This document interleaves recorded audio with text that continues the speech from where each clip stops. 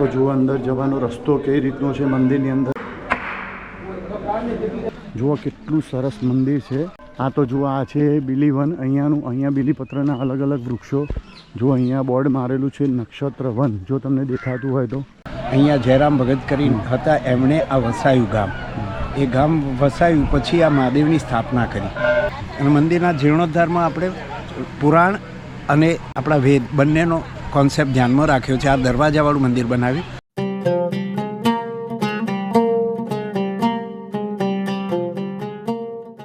Hi friend, welcome back to the channel AP travel વ્લોગની અંદર ફરીથી એક નવા વિડીયો સાથે આપનું સ્વાગત છે. તો આજે આપણે દર્શન કરશું ગુંછડીમાં બેઠેલા રામેશ્વર મહાદેવના. તો આ મંદિર છે 300 વર્ષ જૂનું પ્રાચીન મંદિર છે ને કઈ રીતે આ જગ્યાએ અવાય, કઈ જગ્યાએ આવેલું છે, બધી જ માહિતી વિડીયોની અંદર છે. અને મારી પાછળ છે મસ્ત મજાનું આ મંદિર અને આજુબાજુમાં મસ્ત મજાનું વાતાવરણ અને એટમોસ્ફિયર છે. તો વિડીયોની અંદર જોડાયેલો આજે આપણે દર્શન કરશું રામેશ્વર મહાદેવના. અને આ રામેશ્વર મહાદેવ બહુ નજીક જ છે, મહેસાણા જિલ્લાની અંદર આવેલું છે. તો બધી જ માહિતી વિડીયોની અંદર છે, તો જોડાયેલા રહો ચેનલ સાથે. હા તો જુઓ ફાઇનલી અહીંયા અમારી ગાડી પાર્ક કરી દીધી છે. અને અહીંયા જો આ વડ જુઓ કેટલો પુરાણો અને પ્રાચીન છે, લગભગ 300-400 વર્ષ જૂનો આ વડ હશે. અને વાતાવરણ આજુબાજુનું જુઓ મસ્ત મજાનું છે. અને અહીંયા જો આવો તો આખો આરસીસી રોડ છે, ગમે ત્યાંથી આવો તો બસ આ સામે દેખાય મંદિર છે રામેશ્વર મહાદેવ ગુંછડી ધામે. તો જો તમે અહીંયા આવેલા હોય તો કોમેન્ટમાં જરૂરથી કહેશો, અને ના આવેલા હોય તો વિડીયો પૂરેપૂરો જોજો અને વિડીયોને લાઈક અને શેર જરૂરથી કરજો. બસ આ છે નાનકડો ગેટ અને સામે મંદિર છે એ છે રામેશ્વર મહાદેવનું બહુ પૌરાણિક અને પ્રાચીન મંદિર. 300 વર્ષ જૂનું આ મંદિર છે. તો બસ ચાલતા ચાલતા જઈએ. તો બસ જુઓ આ કેટલું મસ્ત મજાનું મંદિર અહીંયા તમને જોવા મળ્યું છે. અહીંયા જુઓ મસ્ત મજાનો ઘંટ છે, ઈચ્છા પૂરતી ઘંટ જો એ આપણે વગાડીશું. અને આ રીતનું મસ્ત વાતાવરણ છે અહીંયા. તો આ રીતે મસ્ત પગથિયા બનાવેલા છે અને અહીંયા કંઈક આ રીતનું બનાવેલું છે. આ મસ્ત મજાના ગાર્ડન અને આ છે ફાઇનલી મંદિર. તો આ છે ઘંટ. જો અહીંયા તમે આવી અને આ ઘંટ વગાડી શકો છો. તો આપણે પહેલાં ઘંટ વગાડીશું. હા, તો આ પરિસરમાં આવેલો આ ઘંટ છે એ લગભગ 250 કિલો વજન ધરાવે છે. અને 250 કિલો વજન ધરાવતો આ ઘંટ ચલો આપણે વગાડીએ અને ભગવાન શ્રી ભોળાનાથને આપણે જગાડીએ.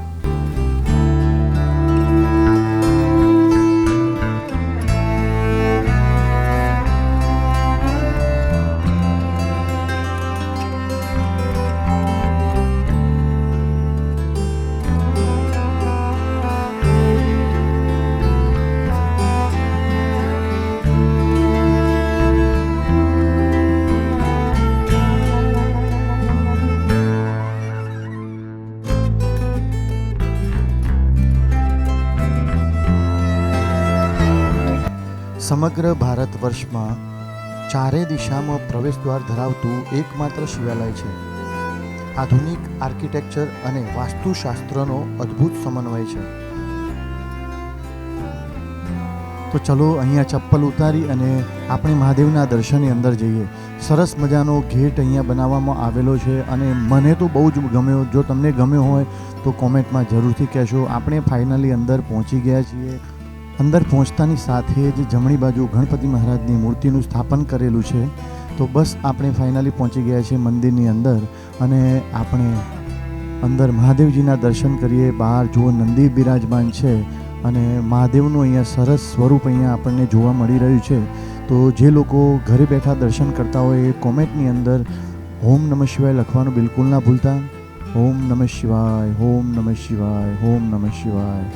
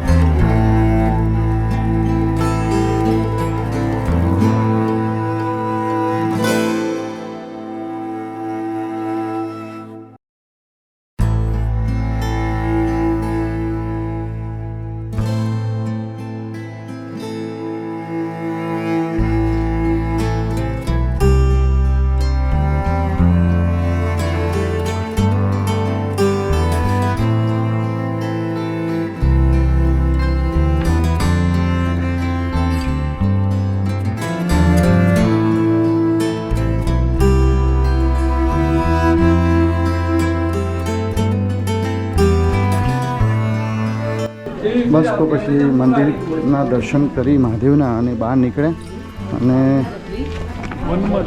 આ મંદિર કેવું લાગ્યું એ કોમેન્ટમાં કહેશો અને આ જગ્યાએ ના આવ્યા હોય તો હું તમને બધી જ માહિતી હમણાં આપું છું કઈ રીતે અવાય, તો વિડીયોની અંદર જોડાયેલા રહેજો.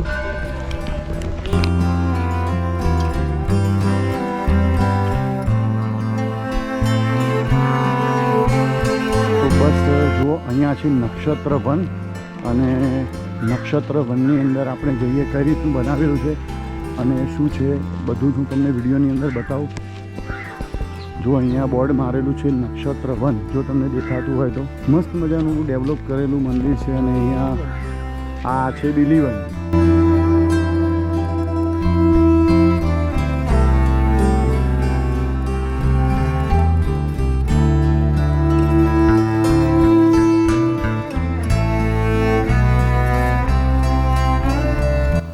અહીંયા જો તમે આવતા હોય તો સૌથી પહેલાં તો રામેશ્વર મહાદેવનું મંદિર તમને જોવા મળશે અને આજુબાજુની અંદર ચિલ્ડ્રન પ્લે એરિયા છે, સાંસ્કૃતિક હોલ છે, પ્રસાદ ઘર છે, રસોઈ ઘર છે, શ્રી ધુંધળીમલ ગુરુજી મહારાજનું મંદિર છે, ઔષધીય વન છે, નક્ષત્ર વન છે, નંદીદેવ છે, સાધના કુટીર છે અને સૌથી મોટું બીલી વન છે.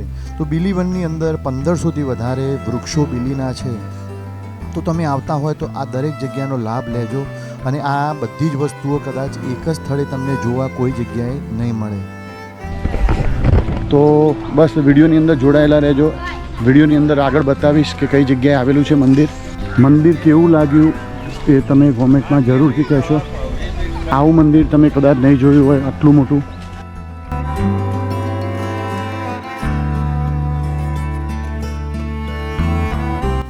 હા તો મિત્રો, આપણે ફાઇનલી પહોંચી ગયા છે બિલીવનની અંદર. આ બિલીવનની અંદર 1500થી વધારે બીલીપત્રના વૃક્ષો અહીંયા તમને જોવા મળશે. અહીંયા એટલી બધી શાંતિ છે કે તમે એકવાર અહીંયા આવશો તો તમે વારંવાર અહીંયા આવશો એની હું તમને ચેલેન્જ આપું છું. અહીંયા જુઓ બિલીવનના વચ્ચે અલગ અલગ ખુરશીઓ મૂકેલી છે. અહીંયા તમે બેસી અને ધ્યાન યોગ પણ કરી શકો છો. તો આ બિલીવન કેવું લાગ્યું એ કોમેન્ટમાં જરૂરથી કહેજો અને આવા જ વિડીયો જોવા માટે મારી ચેનલને સબસ્ક્રાઈબ કરો અને આ વિડીયો કેવો લાગ્યો એ કોમેન્ટમાં જરૂરથી કહેશો. ઓમ નમઃ શિવાય. હા તો મિત્રો, આપણી સાથે છે અહીંયા રામેશ્વર મહાદેવના આત્મારામભાઈ પટેલ અને એ આપણને આ મંદિર વિશે અને આ મંદિરના ઇતિહાસ વિશે આપણને થોડીક જાણકારી આપશે. તો આત્મારામ પટેલ જે આપણા સાથે છે એમને આપણે રિક્વેસ્ટ કરશું કે આપણને થોડોક મંદિર વિશે જાણકારી આપે. મૂળ ગામ હતું ટેકરા પર, માથાસર ગામ હતું. 300 વર્ષ પહેલાંનો ઇતિહાસ છે. એ વખતે વડનગરના બ્રાહ્મણોએ આ ગામ પડ્યું પછી અહીંયા નવું વસ્યું. પહેલાં આક્રાંતાઓ હુમલા કરતા હતા, એ વખતે ગામ ભાગેલું એટલે ત્યાંથી વિસ્થાપિત થઈને અહીંયા આવ્યા. ત્યારે નાગર બ્રાહ્મણો વડનગરના અહીંયા જયરામ ભગત કરીને હતા, એમણે આ વસાયું ગામ. એ ગામ વસાયું પછી આ મહાદેવની સ્થાપના કરી. ત્યારે આ મહાદેવ 5 ફૂટનું ગર્ભગૃહ હતું, 15 ફૂટની હાઈટ હતી અને 35 સ્ક્વેર ફૂટમાં એની જગ્યા હતી. પછી 2022માં મેં ગામ સમક્ષ આવી રજૂઆત કરી કે આપણે મંદિરનો જીર્ણોદ્ધાર કરીએ. તો એ વખતે મંદિરો ઘણી જગ્યાએ છે, દરેક ગામે મંદિરો છે, પણ એવું વિચાર્યું કે ભાઈ અત્યારે દુનિયા આખી અથવા તો ભારત આખું સનાતન જાગરણ અભિયાન અંતર્ગત વિકસી રહ્યું છે, તો આપણા મંદિરનો જીર્ણોદ્ધાર એવી રીતે કરીએ, એના પરિસર એવું બનાવીએ કે જે એજ્યુકેશનનું સેન્ટર બની જાય. એટલે અમે 1 થી 8 ધોરણના સ્કૂલના બાળકોને ધ્યાનમાં રાખીને પરિસર બનાવ્યું. યાત્રાળુ આવે, કોઈ પણ ઉંમરનું ધાર્મિક ભાવનાવાળું આવે, પણ અત્યારે હાલ કોઈને કેળવવું હોય તો 1 થી 8 વર્ષના બાળકને આપણે જેમ ગુરુકુળો હતા પહેલાં 1 થી 7 વર્ષ પરિવાર કેળવતો હતો, 7 થી 14 સુધી ગુરુકુળ કેળવતા હતા.